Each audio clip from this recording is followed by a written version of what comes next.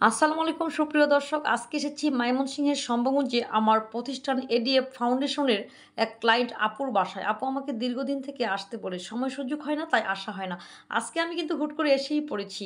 আপু আমাকে বলেছে তিনি নাকি নানা রকম ফল ফুল এবং ভেজিটেবলের গাছ লাগান।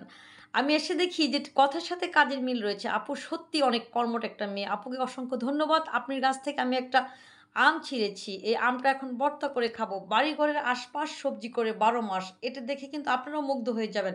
আপনারা কিন্তু ফাঁকা জায়গাগুলোতে এরকম চাষাবাদ করতে পারেন, গ্রামে যারা আছেন। সময় স্বল্পতার কারণে আমি এখন চলে যাচ্ছি। আপনাদেরকে সবকিছু দেখাতে পারলাম না। এটা হচ্ছে ময়মনসিংহের ব্রিজের পাশে ব্রহ্মপুত্র নদী। এই ব্রিজটাতে সবসময় জ্যাম লেগেই থাকে। জ্যামের কথা বলতে বলতে জ্যামে পড়ে গেলাম। আমি আজকে যাব কৃষি বিশ্ববিদ্যালয়ের জব্বরের মোড়। ওখানে গিয়ে বিকালে নাস্তা করব। আমি এখন সুলতানা রেজিয়া হলের পাশ দিয়ে বিশ্ববিদ্যালয়ের ভিতরের দিকে যাচ্ছি।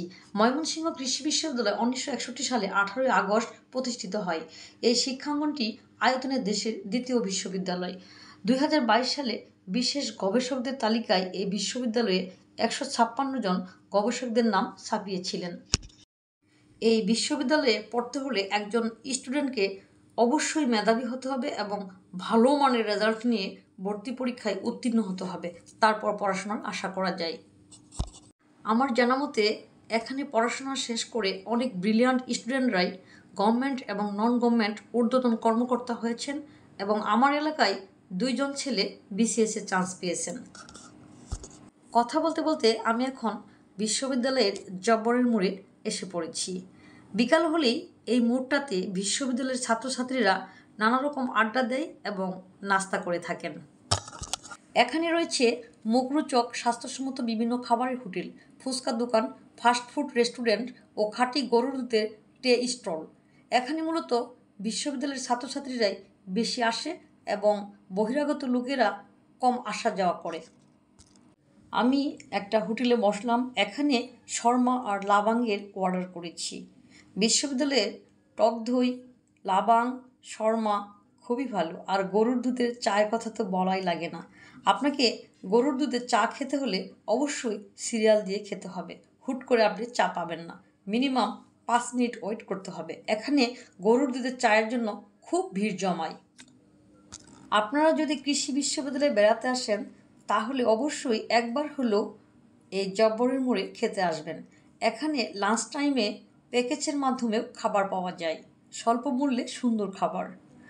একবার যখন খেয়ে দেখবেন তখন কিন্তু আপনি বারবার মন চাবে যে না, জব্বরের মোড়েই খেয়ে আসি। কারণ এখানে তো সব স্টুডেন্টরা খাওয়া দাওয়া করে, তাই খাবারগুলো খুব পরিষ্কার পরিচ্ছন্নভাবে তৈরি করা হয়।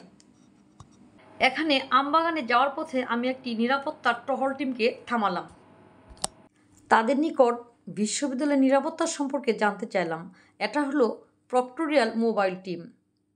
তাদের কাছে জানতে পারলাম যে তারা সার্বক্ষণিক দায়িত্ব ও কর্তব্যের সহিত বিশ্ববিদ্যালয়ের সিকিউরিটি এবং সেফটির কাজে নিয়োজিত থাকেন এবং তারা এই আমবাগান চত্বরে প্রেমিক প্রেমিকার অনৈতিক আচরণ প্রতিহত করে।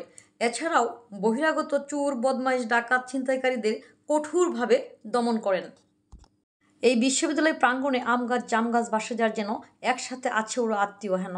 আমরা মানুষ হয়ে আত্মীয়র মতো থাকতে পারি না, কিন্তু তারা সারিবদ্ধ হয়ে দাঁড়িয়ে আছে, তাদের ভিতরে কোনো কলহ নেই। আর মানুষ হয়ে আমরা একে অপরের শুধু দুষ্গুণ খুঁজি বেড়াই।